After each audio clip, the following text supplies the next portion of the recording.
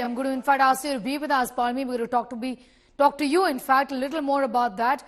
Remember, we're talking about the biggest political news break of 2023, where it seems the government is taking a big step forward on one nation, one election proposal, with the centre setting up a committee to study the issue and submit a report.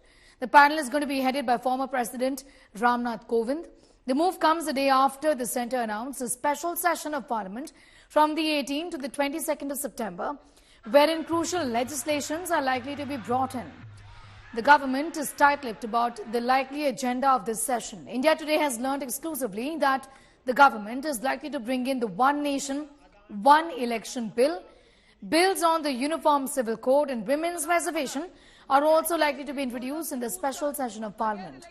Meanwhile, the announcement has caught the political circles and opposition by surprise, triggering a political war of words.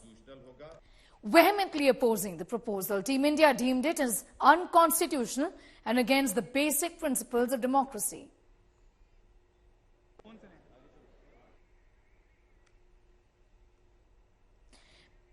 Pictures on your screen right now are of the BJP President Nadda right now meeting with the head of the panel for One Nation, One Election. That's the former President Nath Kovind.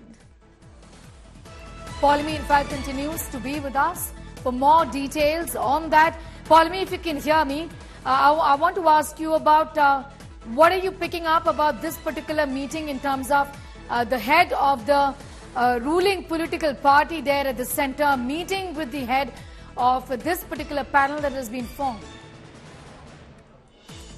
Well, we are, of course, awaiting an official word on why this meeting is taking place. But obviously, it assumes a lot of significance, Sneha, given that we've learned from our sources early this morning that the centre has indeed formed a committee which will be headed by former President Nath Kovind, which will, in fact, study the aspects of the implementation of One Nation, One Election. Now, this is, of course, a committee which we are awaiting a formal notification on as to who will be part of the committee, what is the mandate of this committee. But we do know, and it has been confirmed, of course, that this committee has been put in place by the central government. This is, of course, going to be a mammoth exercise for this committee because they'll have to consult a lot of stakeholders in order to, of course, arrive at a consensus. Remember earlier, the Law Commission has already prepared a draft report on this in 2018, where they in fact said that holding one nation, one election is a favourable idea, because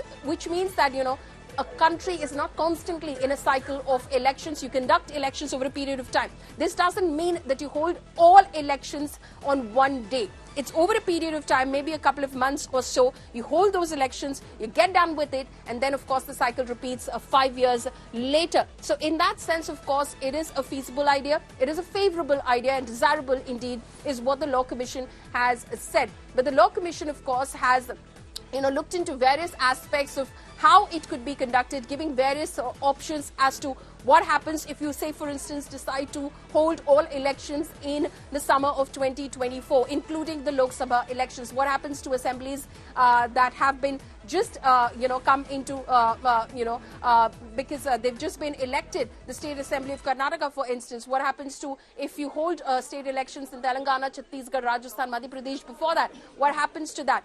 Do these get dissolved? What happens to, elections otherwise if, for instance, a government falls? There is a vote of no confidence against a state government.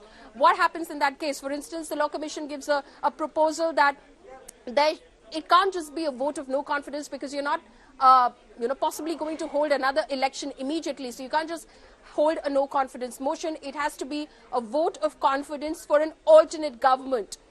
Will an alternate government have the favour of all? In that case, of course, the present government falls, the alternate government is put in place without, of course, an election being held. So various such options which have been explored by the Law Commission, and options that have been given by the Law Commission. But yes, the Law Commission did put together a favourable report saying it's desirable. We've done this in the past, and it's definitely desirable, because then, of course, the country is pulled out of a constant cycle of holding elections, given the sort of resources that are pulled in. But you know, when it comes to the Election Commission might on the face of it say, yes, you know, we are ready, we can do it or whatever, but they face challenges. When it comes to EVMs, VVPATs, they cost thousands of crores of rupees.